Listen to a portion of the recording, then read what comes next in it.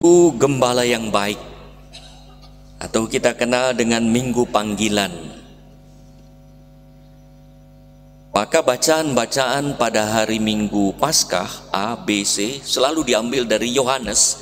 Itu tentang penjelasan tentang Yesus sebagai gembala yang baik. 10:1-10, lalu 11-18, dan yang sekarang kita bacakan Yohanes 10:27-30. Kita diajak untuk mengenal Sang Gembala baik, mendengarkan, bukan hanya mendengarkan, tetapi yang jauh lebih penting setelah mendengarkan adalah mengikuti.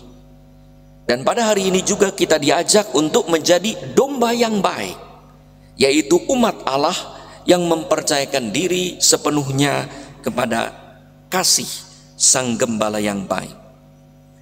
Bagaimana mungkin kita bisa menjadi gembala yang baik bagi sesama yang dipercayakan Tuhan kepada kita kalau kita tidak pernah bisa menjadi domba yang baik? Tuhan mempercayakan kepada kita banyak orang untuk kita gembalakan, entah sebagai imam, orang tua, guru, pemerintah, pelayan publik, atau fungsi-fungsi lain yang bertanggung jawab terhadap sejumlah orang.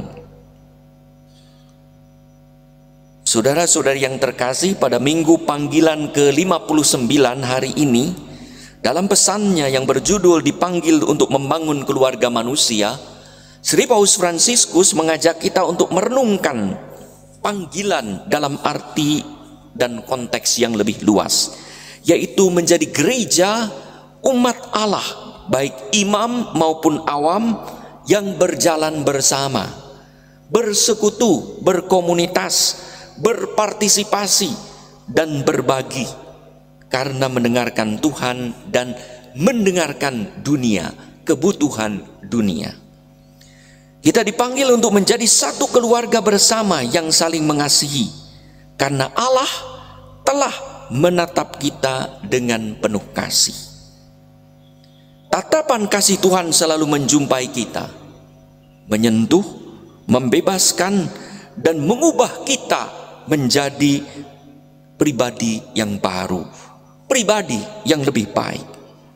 Untuk itu kita perlu mendengarkan Allah yang melihat apa yang baik dalam hidup kita. Sebagaimana kata Sri Paus Fransiskus, dalam diri wanita muda Nazaret dia melihat Bunda Allah. Dalam diri Simon si nelayan dia melihat Petrus si batu karang tempat ia membangun gerejanya. Dalam diri Lewi seorang pemungut cukai dia mengenali Rasul dan pengarang Injil Matius. Dan pada Paulus seorang penganiaya yang kejam terhadap orang-orang Kristen, dia melihat Rasul Paulus, Rasul bagi orang-orang bukan Yahudi. Ia melihat apa di dalam diri kita.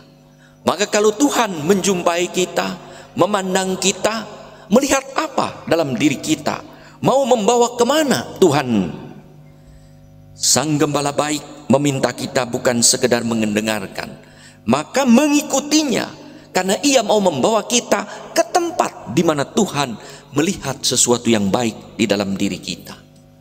Saudara-saudari yang terkasih, orang-orang Farisi yang terhormat dan ahli kitab suci yang bermartabat di hadapan jemaatnya, yang seharusnya tahu akan kedatangan Putra Allah, ternyata tidak mengenal Yesus, Putra Allah, Sang Gembala baik, hingga tidak mendengarkan ajarannya. Malah mereka menolaknya. Kalau mereka itu adalah domba-domba Allah, pasti mereka akan mengenal dan mendengarkan Yesus, Gembala baik yang diutus Allah untuk mengantar mereka ke padang rumput yang hijau. Tapi sayang, mereka tidak mendengar. Maka kata Yesus, domba-dombaku mengenal aku, ia akan mendengarkan aku dan mengikuti aku. Yesus memberi jaminan yang paling dicari manusia kalau mendengarkan dan mengikutinya, yaitu kehidupan kekal yang adalah kebahagiaan kini, di sini, dan keselamatan nanti. Mereka yang mengikutinya akan mengalami kesejahteraan bagi domba-domba yang merumput di padang hijau dengan aman dan nyaman, sebagai satu kawanan, satu komunitas, satu keluarga damai sejahtera, sebagaimana digambarkan dalam Mazmur 23 tentang gembala yang baik. Saudara-saudari yang terkasih, apakah kita sungguh mengenal Allah? Karena Yesus berkata, barang siapa mengenal aku, ia akan mendengarkan aku dan mengikuti. Tanda orang yang mengenal Allah, mengenal Tuhan Yesus secara baik dan benar adalah mendengarkan dan mengikutinya, taat serta mencintainya. Allah menyediakan masa depan yang baik bagi kita kalau kita mendengarkan dan mengikutinya. Di lain pihak, kita diajak juga untuk menjadi gembala yang baik bagi semua orang yang dipercayakan pada kita dengan mengasihi mereka seperti gembala yang baik mengasihi kita, dengan menatap mereka seperti gembala yang baik menatap kita, dengan melihat sesuatu yang baik di dalam diri mereka seperti Tuhan melihat yang baik di dalam diri kita.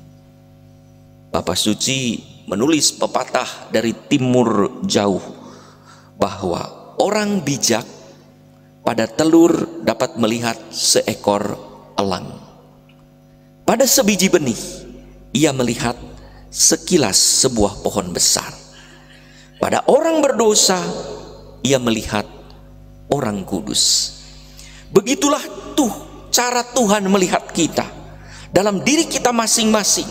Dia melihat potensi tertentu yang terkadang tanpa kita sadari, dan sepanjang hidup dia bekerja tanpa lelah sehingga kita dapat menempatkan potensi kita dan mengembangkannya, bukan hanya untuk kepentingan kita sendiri tetapi untuk kepentingan bersama. Pada hari Minggu panggilan ini juga Allah menatap secara khusus para pemuda dan pemudi untuk mengikuti panggilan khusus menjadi rohaniwan, biarawan, dan biarawati. Dan para orang tua dipanggil untuk menggembalakan mereka dan menyiapkan mereka agar dapat menjadi gembala yang baik.